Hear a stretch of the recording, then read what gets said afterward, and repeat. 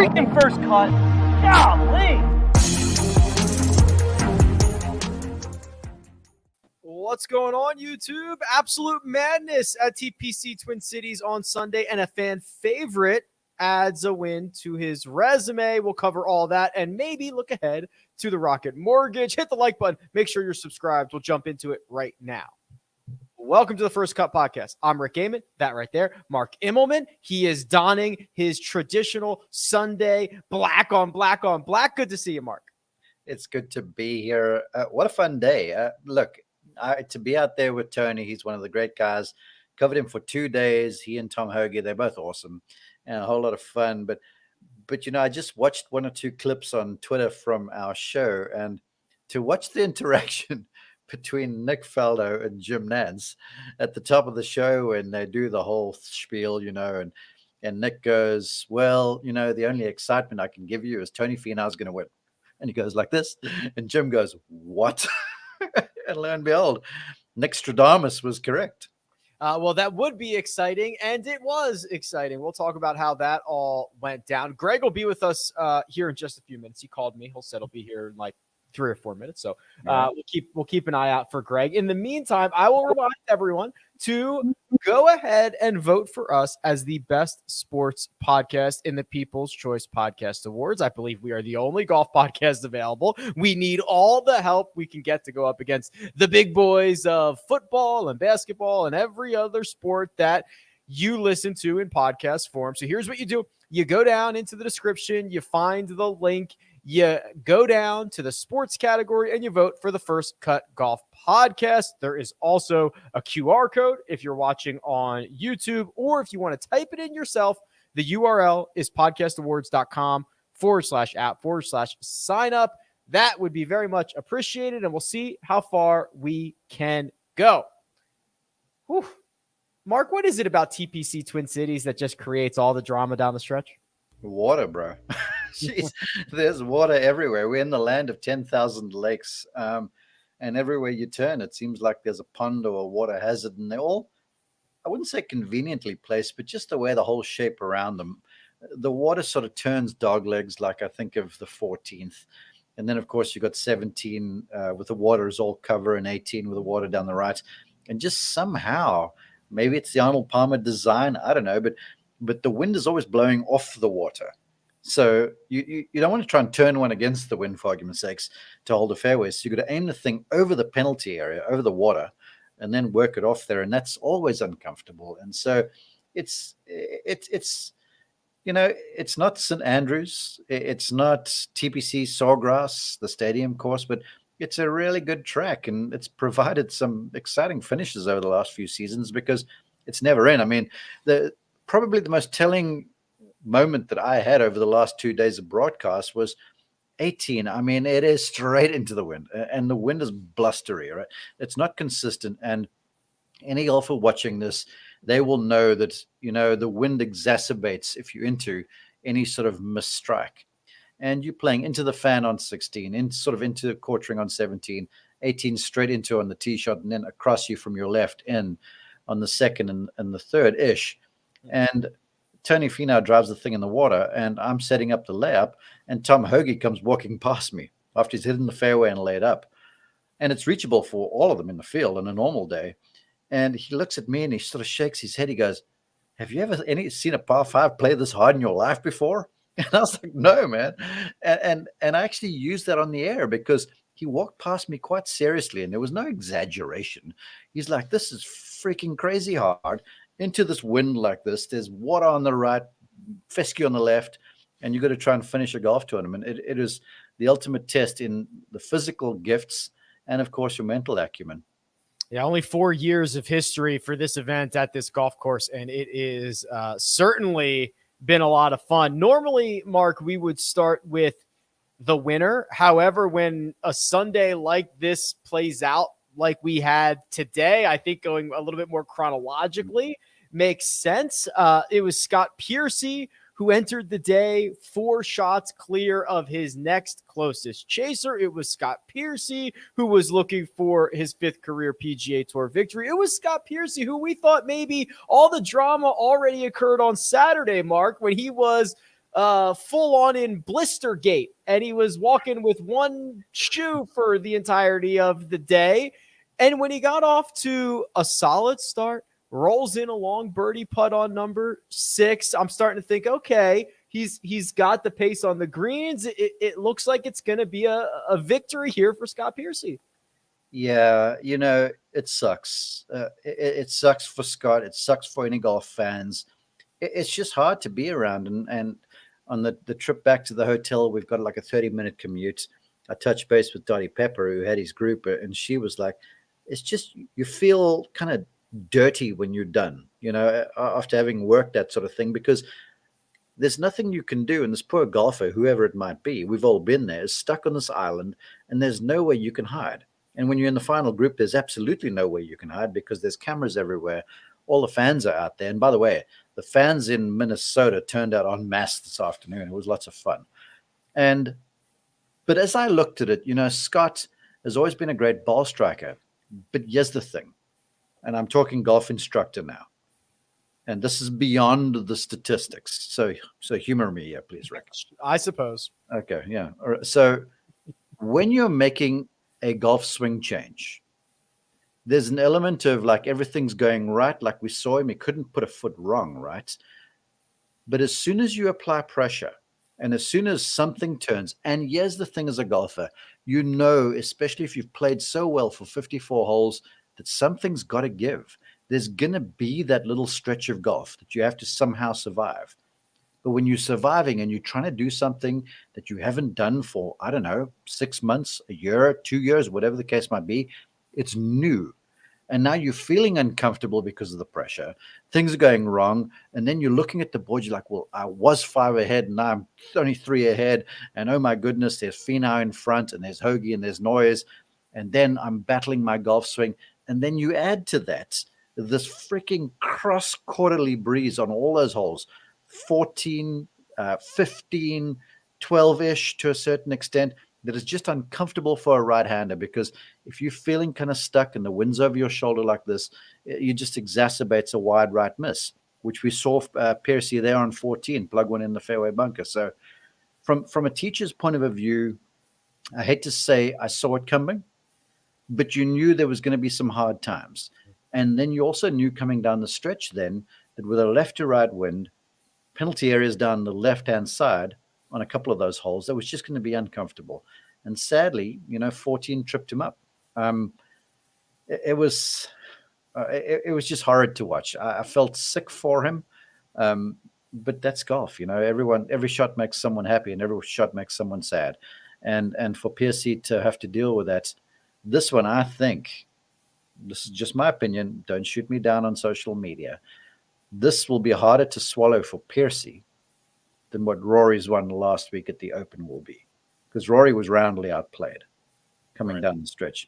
Piercy he had this thing in both hands. He had both hands on the trophy on Dottie. Actually, I remember her saying that when he made a birdie putt on 12. She goes, this will go a long way to making the last few holes a whole lot more comfortable, which it did. But, it's never finished. Played the first. Oh, sorry, Mark. No. So it was horrible. I felt for him.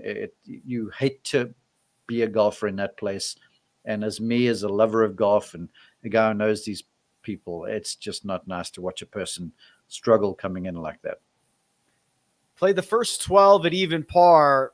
Would have loved to play the final 6 at even par. He did not. Made bogey on 13, triple on 14. We'll talk about that one. Another bogey on 15. He got one back at 16 and gave one back. Another bogey on 17. Mark, you look at 14. That's the turning point, right? That's where he makes triple on the par 4. He gets unlucky by driving it into the fairway bunker and it plugs. He advances it still within that same bunker, and then he hits the real disaster shot, which is yanking it left into the water. Because of where it crossed, he was really only able to advance it. ShotLink has it about 40 yards, 50 yards or so. And he would go on to make a triple there. And that's when the dust settled. Tony Finau found a scoreboard and realized he was in first. Yeah, and this is where I must give credit to my I'm her wingman. That's what I call myself.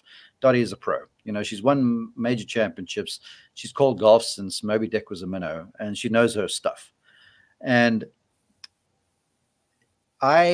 she made the quip where she was like, everything for Piercy had been new instructor, new putter, new caddy. It was just a cleaned house a few weeks ago. And she said early in the round, when he might have bogeyed 9 or whatever, or 10, maybe there was 2 in a row, I remember her saying, this is where it gets hard, because Micah Fugit, who's on his bag, he's new on this thing. He doesn't know what Piercy's like when stuff goes wrong. He's just seen stuff going right. So he didn't know how to handle his guy. So then when you're standing on 14T there and stuff is melting down a little bit, I mean, Piercy's just made bogey there on 13. That bunker through the fairway at the 260 range, you shouldn't be pulling a club that's going to get to that thing, let alone the ones beyond there that were in like the 290, 300 yard range. So if Micah had more experience with Scott's bag, he goes, pal, you're hitting 3 iron off the tee here, and we're going in with 6 iron or 7 iron, but you're making 4, option 5, you've got the lead. But this was all new for him too. So he couldn't step in and go, yo, Scott, I think that's the wrong club off the tee. Because hitting it in that first bunker there is the cardinal sin. That shot, that fairway, the way it sits to you is sort of tilting from right to left. And the mistake you make is in the sand. Obviously, you don't want to hit in the water, so you're aiming right. But you can aim at those bunkers and you pick one and you just try and pick a club that doesn't get there. If you're brave enough, you take it more left and go to through bunkers. I don't know what he was trying to do. I don't know. But driving in those bunkers at that stage of the game, that was the mistake. And I think a lot of that might have been just a new relationship. He's battling his swing a little bit. It's all new. Mike is not sure maybe what to say. Now, I don't know this for sure. I'm speculating, so don't scare me. So there's a whole lot going on. There's more than just the X's and the O's of it at that stage. And sadly, it didn't work out. Yeah, things started spinning real fast there for Piercy. He would end up coming in 41, 5 over 76 for his final round. That's a 10-shot difference from his Saturday 66. It's $1 million difference from T4 to first. But Mark, while Scott Piercy was probably eyeing up a bunch of FedEx Cup points, trying to make a run with only 2 regular season events to go, he's currently in. He's going to be 112th, but he was probably hoping to be a lot deeper than that. We showed a graphic when he was on the 12th where he was projected like 45th or something. I mean, then you're running at the Tour Championship, and if you're in the Tour Championship, the final 30, you're getting in all the majors, you're getting the players, you're getting in all the invitationals. I mean, you are set for the following year. Now all of a sudden he's 112, so yeah, I think he's good for the first event in Memphis, but you sort of having to play your way through, which is doable. I remember back in the day I watched Morgan Hoffman do it as he played his way through Deutsche Bank, Cherry Hills at the BMW and into the Tour Championship. But it's hard to do. So yeah, there was a whole lot of stuff that came apart for Piercy there over the last few holes. The benefactor won Tony Finau. Now, Mark, we've often bemoaned some Sundays from Tony Finau, right? He's always in the mix. You guys, Kyle Porter. I wish he was more inconsistent and he'd make more birdies. I'm like, whatever, man, please. Yeah, okay, stop. I'll stop. Well, those round 4 scoring averages, the metrics, all fairly good. I argue Tony Finau has been quite unlucky in round 4s on final days that have not led to a lot of victories. I think this one fell for him, right? Scott Piercy comes back to the field. He bangs the grandstand on 17 and the ball stays dry. He's able to get wet on 18 and not have it be entirely detrimental. But this final round 67 had a little bit of everything. Well, I want to go back to what he did Saturday afternoon. I didn't watch your guys' recap, but after that long delay, he came out there and the weather was good, and he put together the easiest back 9 of 32, I think it was, making nothing. I mean, I actually joked with Baker Finch on 14 that the only putt that Tony had made was that thing off the toe of his putter from in the rough on the 9th for par. Right. And he hit the ball in position and never made a putt. And I was like, oh, here we go. This is sort of Tony. Going to flush it, going to finish fifth. Going to flush it. He's going to make a run, not finish the thing off. But all of a sudden, man, he found this gear area coming down the stretch, and he made every putt he had to. And there was a telling time there when we came on the air where it was on 11. He said it just bashed a drive down there. And he said lob wedge, I think it was, to about 15 feet, right under the flag, easy read, the putt that any consistent tournament winner makes. Mm-hmm. And Finchy is on there, and Baker Finch that is, and he's talking about Tony being relaxed, and he's been with the kids, and they're fishing every afternoon, hunting for worms and stuff.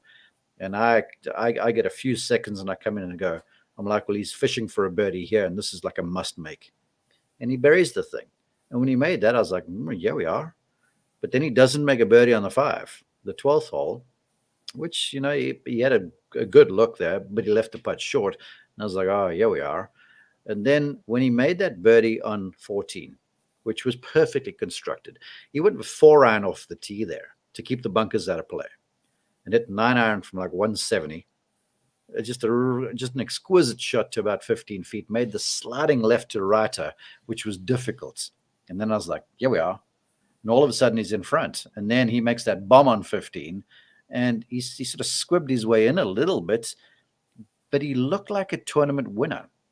And the observation I made to Nick Faldo on 18, as he was sort of going through the closing off of the event, I was struck for these last 18 holes I watched him play, how he had this ethereal calm about him.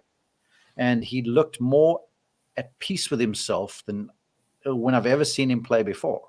He's always had the gifts, but he had the emotional control and the mindset and everything going on for him. And it was a masterclass by Finau. And I think I'm going to say it here. I think he's found his holy grail. I really do. I think he's found what he's got to do to make to win tournaments consistently. And I know he's got to make a few more putts, because this one fell his way. Maybe if someone else had the lead, they're finishing. So this one went in his direction. But I think he knows who he is now, and he knows how to get by his bad patches. And so I'm looking forward to what the conceivable future holds for Tony Finau. Okay, I'm glad you brought that up, because I want to mine into that. And we'll add another voice here to the conversation. Greg DuCharme is here. Greg, good to see you. Good to see you too, boys. I'm sorry I'm a little late, but what a tournament that was. Man, I mean, this thing, it completely flipped on its head. Mm-hmm. I mean, I was thinking about this on my way over here. This is why we play 72 holes, because a lot can happen. And whether it's the last 9 or the last day in total. But I mean, this one was really the last 9 holes. It flipped on its head. And Tony Finau, the other really interesting thing to me, Rick, just looking at Scott Piercy versus Tony Finau, Scott Piercy was filling it up on the greens.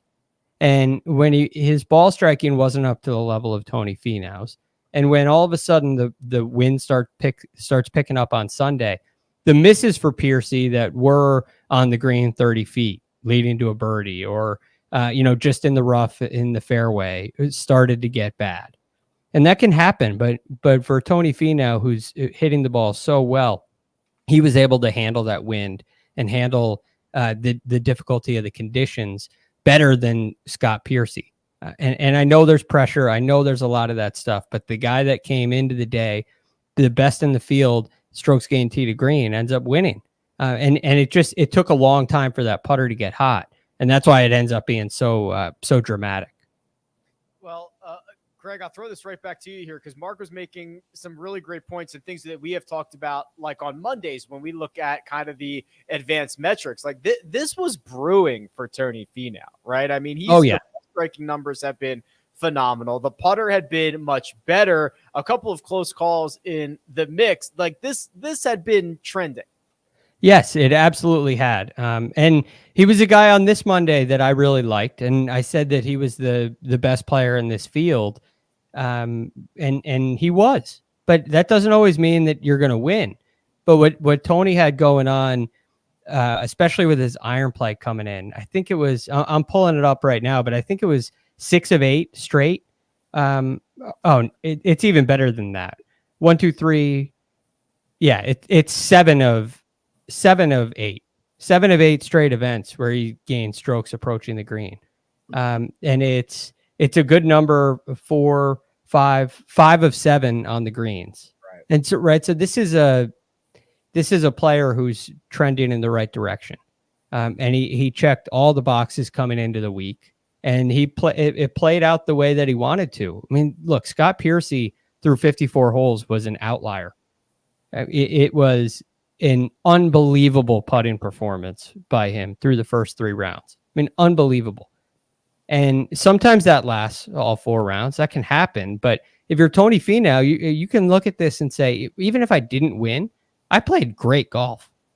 I did all the things I've been doing, and I outplayed pretty much everybody in this field. And as it turns out, Scott Piercy, it didn't go the way it was expected for Scott Piercy. But I think the best player in this field ended up winning.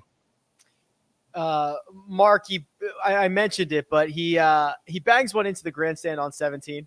I was positive that ball was going in the water, and it just slammed on the e-brake right on the line, which, by the way, as was pointed out on the broadcast, that's a yellow line.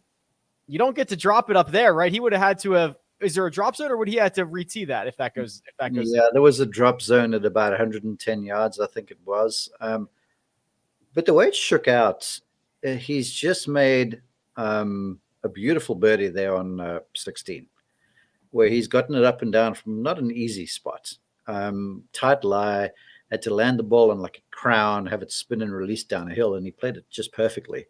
A shot that Tony Finau normally wouldn't hit very well. And then made the putt, which was the crucial conversion, which gave him the comfortable lead. And then when I was on the tee there, and it was playing, I can't recall. I don't have my yardage book close, but let's call it like 180 yards, right? Into the wind. It's downhill 5, into the wind, good 15. And I get a signal from my spotter, Greg, and he gives me one finger, which means it's 6 iron. And I'm like, I double took, and I said, "You sure?" Because 6 iron for Tony from that range is ample. And so he goes, and he nods, and he goes, 6 iron. So Tony hits this thing, and I'm expecting like a cut-off follow-through, and he gives it the full unwind. And I lose the ball in the sun because it's into the setting sun, and he does too. And then I hear the crowds go bananas, and I don't know where this thing is, right?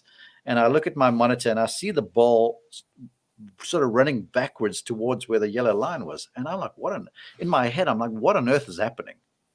And he doesn't know either.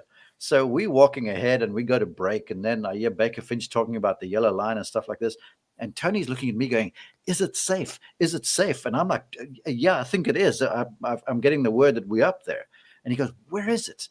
And I'm like, "I'm hearing it's like right on the yellow line." And he walks up to me and he goes, "Geez, man, I thought I hit your guy's cameraman over there when the thing took off. It just went crazy." And it was one of those things where it was fortunate that it didn't go in the water, but he sort of did the right thing in pulling extra club.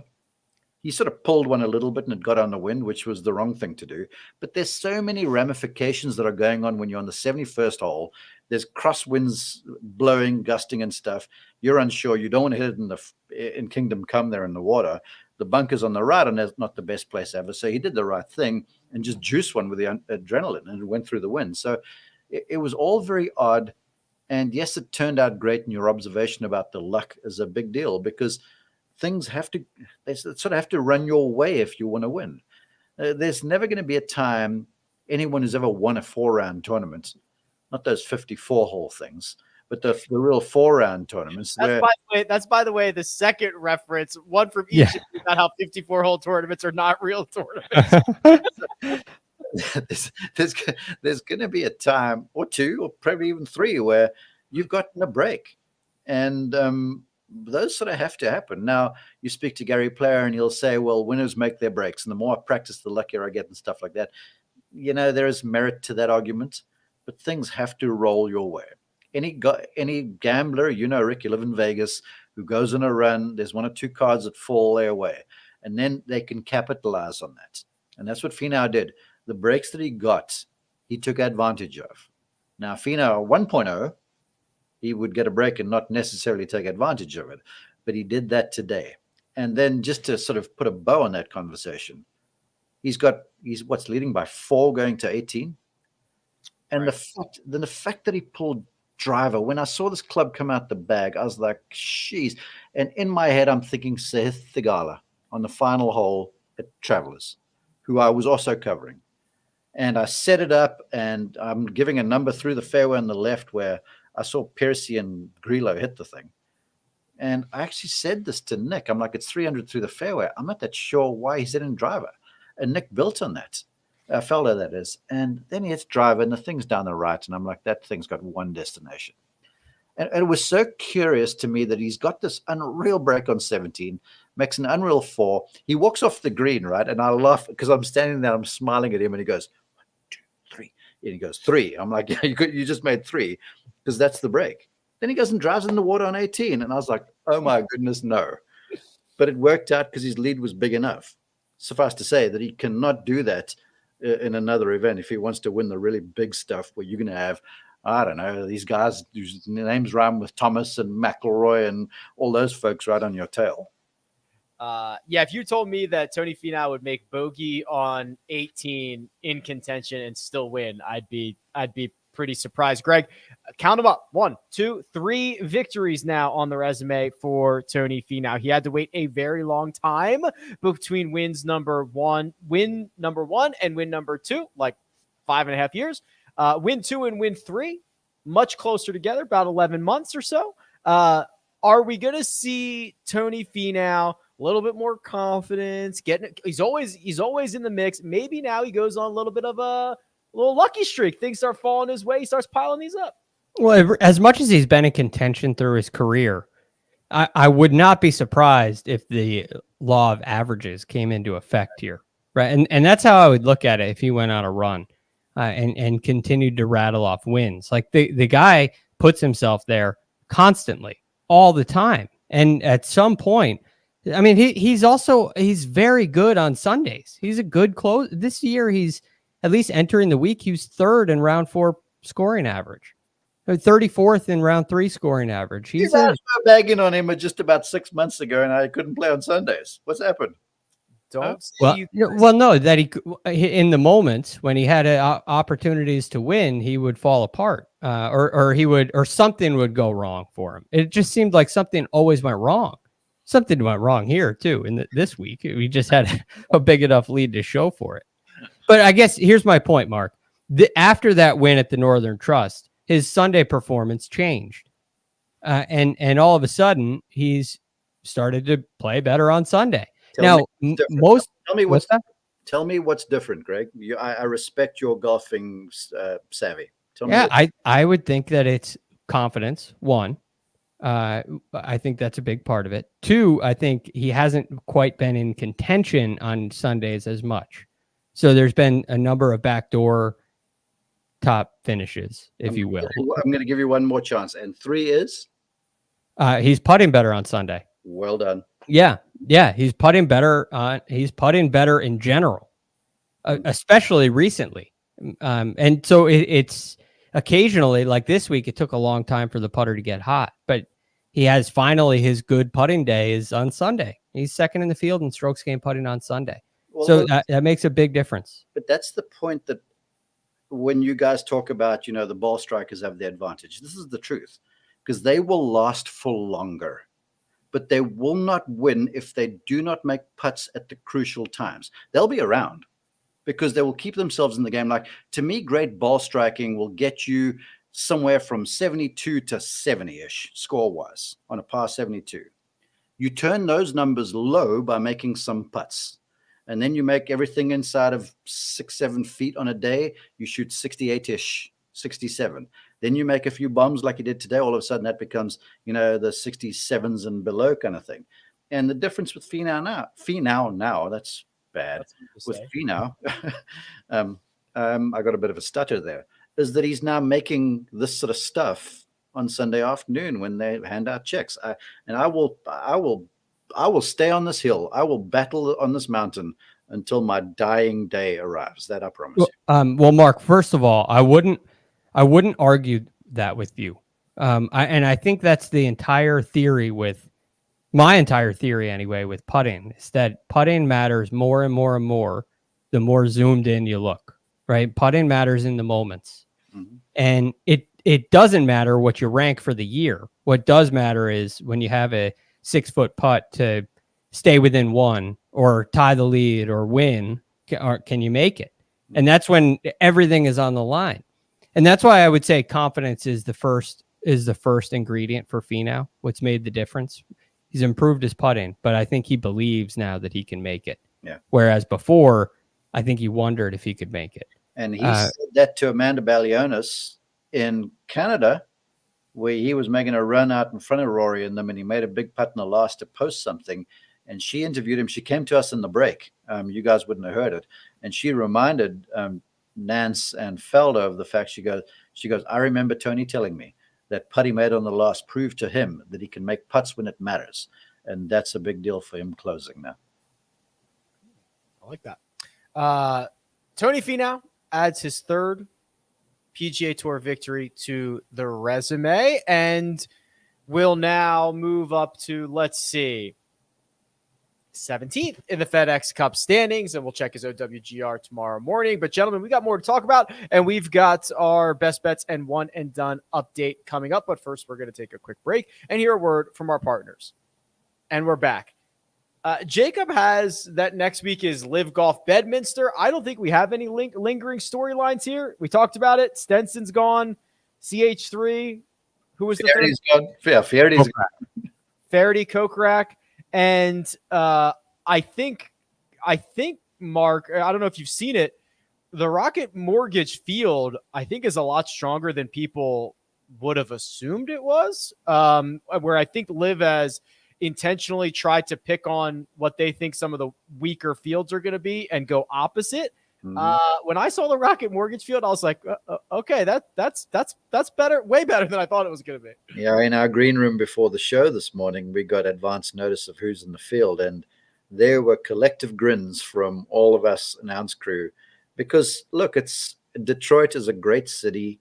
There's a lot of folks doing a lot to try and resuscitate it because it was, think of Detroit in the glory years, right? With Ford and all the automobile companies and stuff. And then, and there's so many great teams that have come from there. And that golf course, to me, the Donald Ross is just beautiful. You know, look, time may have forgotten it a bit with its length, but you can, if that place plays firm and fast with the slopy greens, the Donald Ross place, you won't push it over. And last year it was exciting with Joaquin Neiman and Cam Davis and, of course, Troy Merritt in position over there. So it's, when we heard of the quality of the field, we were all very excited because we didn't obviously want it to be someplace where it was a less than stellar field competing against those other crowd up there in New Jersey or wherever they are. To name a few here, Greg, Patrick Cantlay, Max Homa, Adam Scott, Jason Day, Webb Simpson, Tony Finau.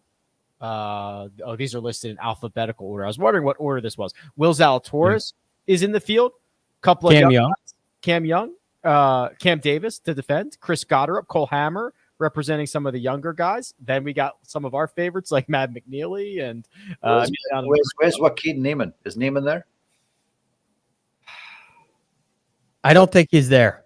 I was looking through it this morning. I don't think he's there. He's not.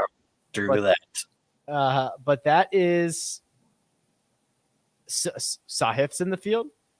Yep. It'll be fun. It's a really it's a strong field. And I'm excited to see how it plays out. My research on what it takes to win there will be coming up here shortly. I haven't started that yet, but I think my own eye test distance is a real big advantage here. And I think you got to kind of fill it up on the greens as well. So I'm really looking forward to this week. There's a lot of players, which the same is true this week, but a lot of players who are trending in the right direction. Whether or not you know their names or not is a different story. But this week you're gonna know some more of the names.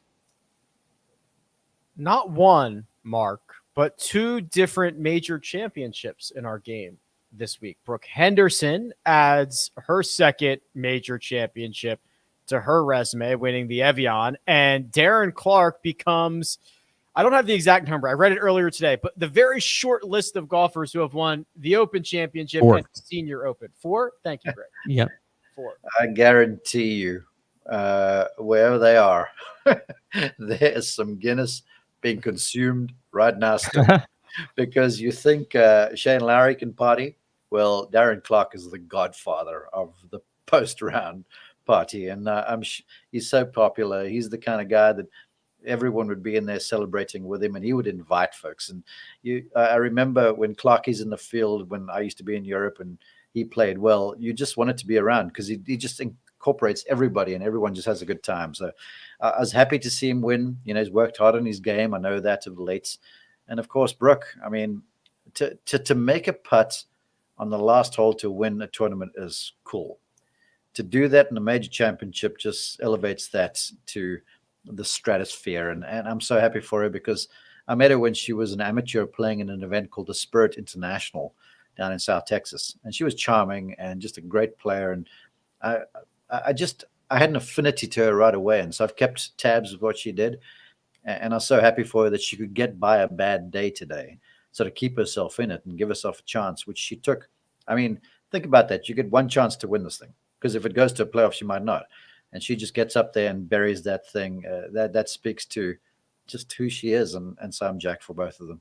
The Evian, Greg, was a logjam. They were like 7 wide at one point. Brooke Henderson comes out on top, and you've got all my factoids in order here. I thought I read that she is now the first Canadian man or woman to be a multiple-time major champion. That's true. Yes. Which is very cool now with her second major. Others, well, I know obviously Mike Weir won the Masters. I'm not sure there's another. That's the only one I could think of. Yeah, I think that's it. I think that might be it. And I'm not as sure on that. There may be another female Canadian who's won, but definitely the first to win too, which is really cool. She made a big putt on 16 as well, lipped it in, and took advantage of the par 5 18th, but she played it as a 3-shotter. So that was kind of a cool way to see her make birdie at the 18th. But boy, that was really clutch. And Sophia Schubert was awesome too as a rookie. She made a charge. I would have guessed Nelly Korda would have made a charge, and I am not the only one who's guessing that heading into Sunday. But Sophia Schubert was just so fun to watch, which was really cool. The 3 Canadian major championship winners: Brooke Henderson, Mike Weir, Sandra Post, who won the 1968 LPGA championship. So 3, and then Brooke becomes the first multi-time. I've got to get.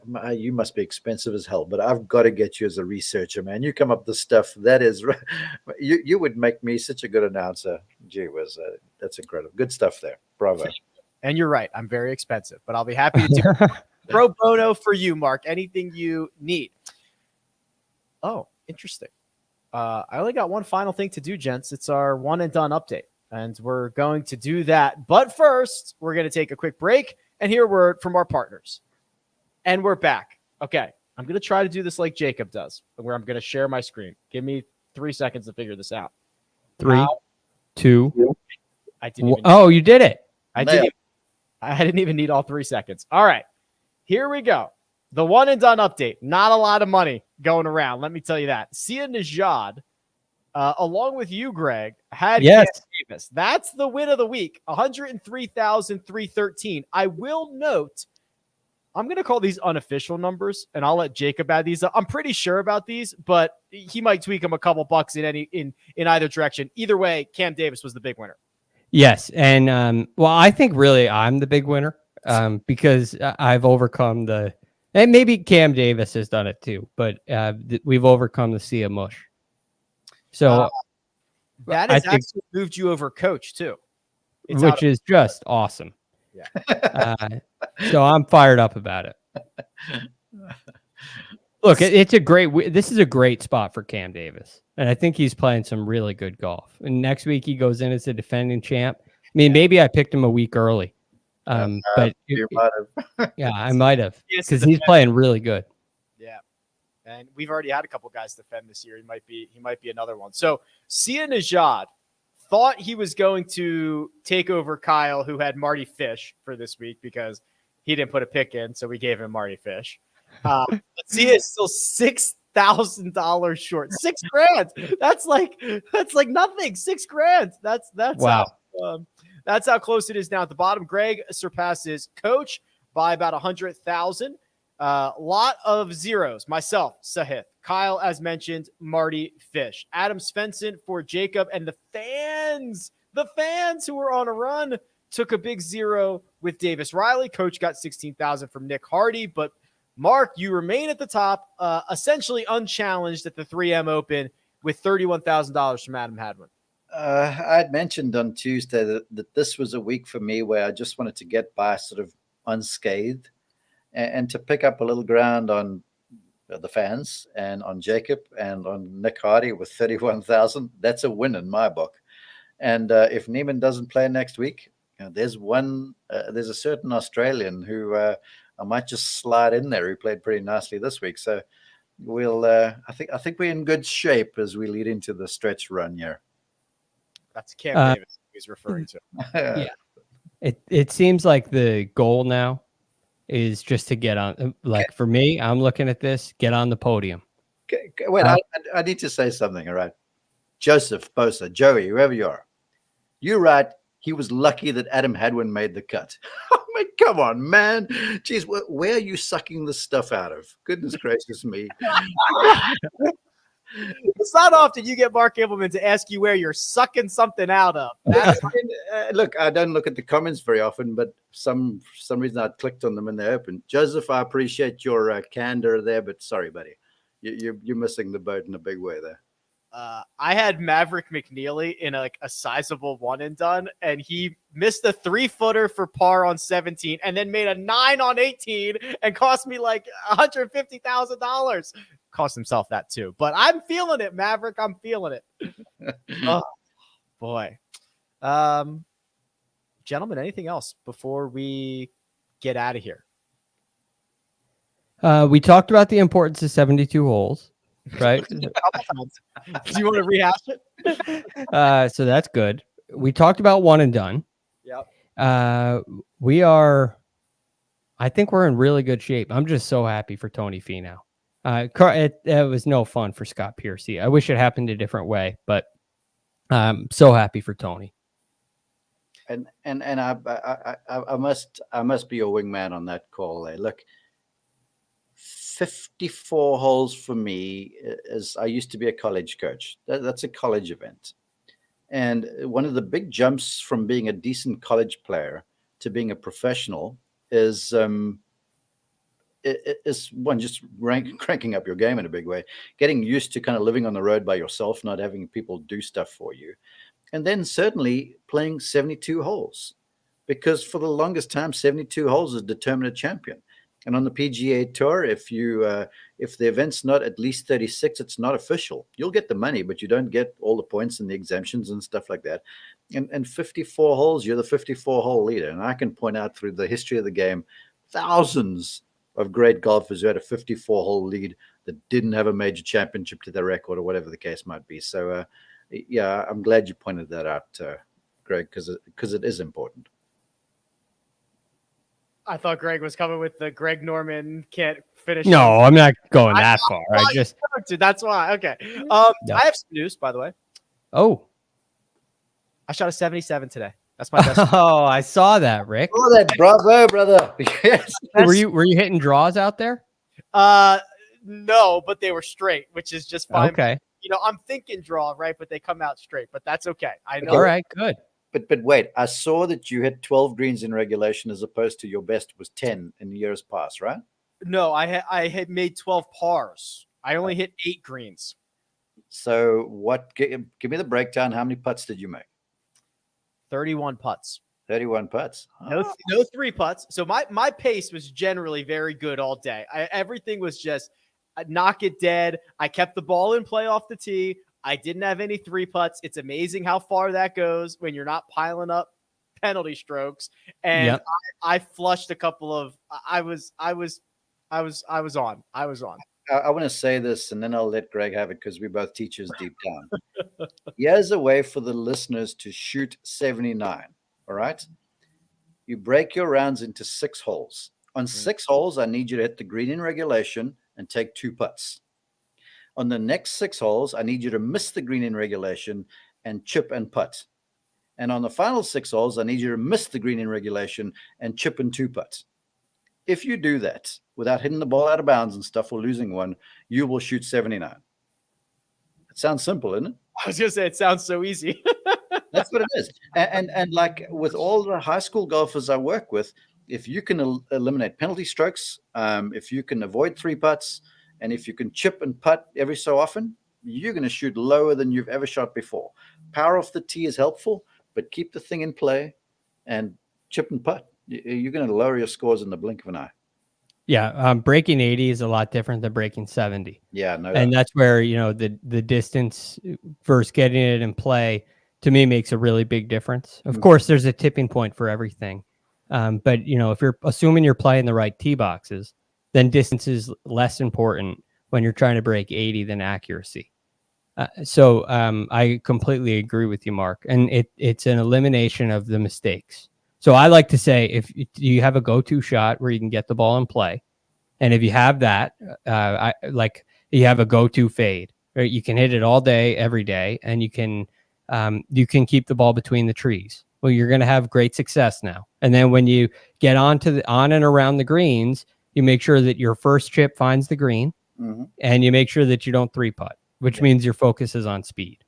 And when you start doing that stuff, you will shave strokes. And then, hey, you hit an iron shot flush right at the flag and you stick one and you make a 30-footer. And next thing you know, the scores can get really low quickly from a very simple game plan. You're like this, Greg. I had an instructor on my podcast on the Mark, and he talked about having a second serve tee shot.